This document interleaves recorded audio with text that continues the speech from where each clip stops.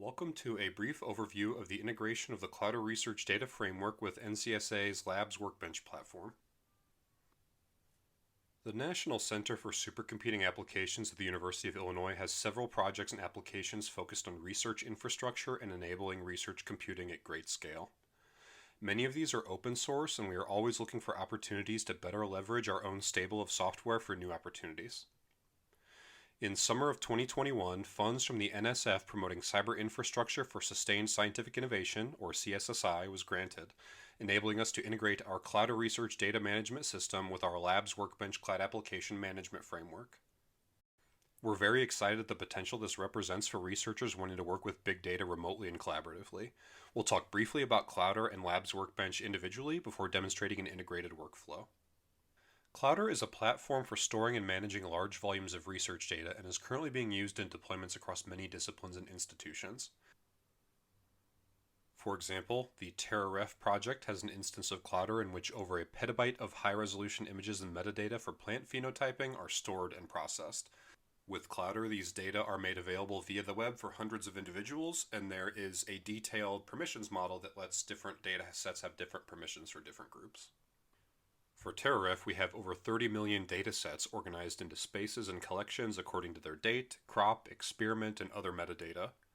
Some of these individual files can be quite large, so it's not always easy for researchers to download these files to their individual workstations. With that in mind, Clowder supports the automated processing of files that are uploaded to the system through what we call extractors that trigger when new files are uploaded to extract metadata and derive new data products from incoming files. For example, TerraRef uses extractors to pre-process RGB images to remove soil before analyzing the photos for plant characteristics. The extracted metadata from extractors can then be used as search filters and as input for additional extractors downstream. This is an example of the GUI search interface, but there's also an API for Clowder that allows users to do almost everything that you'd want to do with an instance programmatically, like creating resources, querying, and downloading. Clowder has been very effective in environments where there is a regular stream of data coming into the system that needs to be processed in different ways according to the parameters of those files.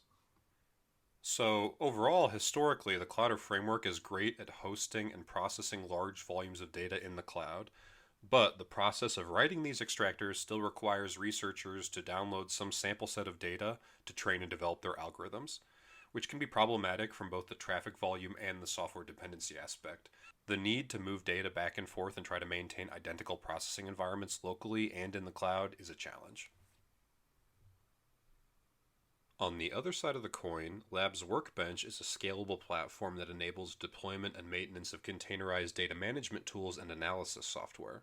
Like Clowder, it is not centralized but deployed on a per-instance basis. What Workbench allows is that, for example, a researcher who prefers a particular set of software can create or request a Docker container with those software packages pre-installed and run instances of that container in their browser from any computer without needing to install anything in their working environment. Other researchers can then be granted access to those applications and start their own instances of the app separate from each other with their own workspaces. Over time, a Workbench instance can grow a catalog of applications that are valuable to the organization that become available for browsing and use by independent researchers. However, applications in the Workbench usually require data to be interesting. This means that there is a process by which researchers must move data to and from the container that's not always intuitive. So if we combine these threads together, NCSA was hearing from different projects that big data in Clowder is tricky to move around and work with. Applications in Workbench need data for analysis in an environment where FTP and SSH are not always convenient. So this idea of an integration framework was born wherein Clowder instances could feed data to Workbench applications, which could then be used for interesting analyses, which could then be fed back into a Clowder instance, and we have this combined data storage, management, and analysis platform. We talked about Clowder extractors earlier, this idea that Clowder can automatically trigger containerized processes to process data, and we realized we could use that same framework to trigger a process that would transfer data to and from a Workbench container.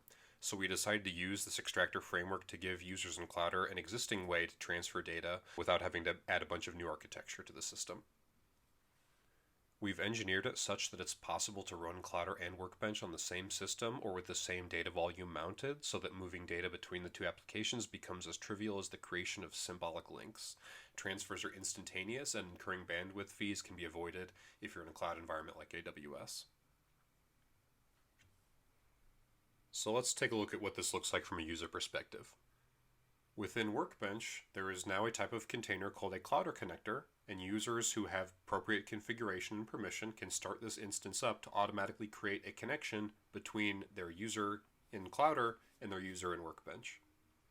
This will run adjacent to their other Workbench applications and have the same home directory mounted, so that data that's moved with the Clowder connector will instantly appear in their other applications they might be running, such as Jupyter Notebooks. On the Clowder side, then, if a user identifies a dataset that they want to move into their processing environment on Workbench, they can now select the Clowder connector from the list of extractors that are available to them. In this case, there is a particular instance of the extractor that's custom to that individual, and then submit that extractor, and it'll appear. This is especially nice to return to the TerraRef example when you're dealing with large files like a 27 gigabyte GeoTIFF, which instead of needing to transfer that between systems can now be instantly moved to any arbitrary Docker container that you're running in your Workbench application.